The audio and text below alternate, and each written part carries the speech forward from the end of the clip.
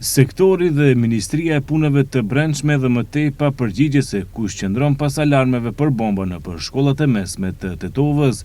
Udhëheqësi i arsimit në komunën e Tetovës është shprehur se kanë dërguar shkresa vazhdimisht për alarmet si në policinë e Tetovës, po ashtu edhe në Ministrinë e Punëve të Brendshme, por ende pa përgjigje.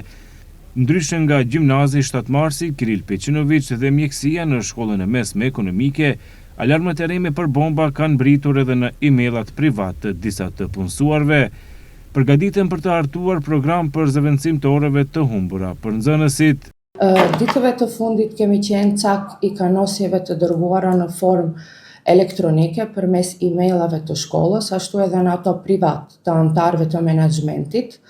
Këto veprime i konsiderojmë të papranueshme, shqetësuese dhe me qëllim të qartë për të prishur harmoninë institucionale dhe për të krijuar ndjenjë frike edhe pasigurie. Po mund të them se kena pasur paralajmërime 8 deri 9 herë nëpërmjet emailave zyrtar edhe 2-3 herë nëpërmjet emailave privat.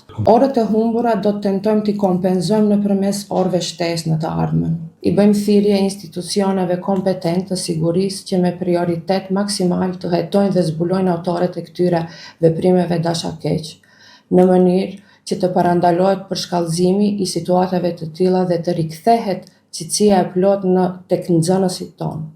U drejtuam edhe në Ministrinë e Punëve të Brendshme, sektorit e Tetovës, nga ku vazhdojnë të deklarohen se hetimet vazhdojnë, ndërsa pranojnë se nuk ka ende asnjë pistë dyshimi se kush mund të jetë dërguesi i emailave.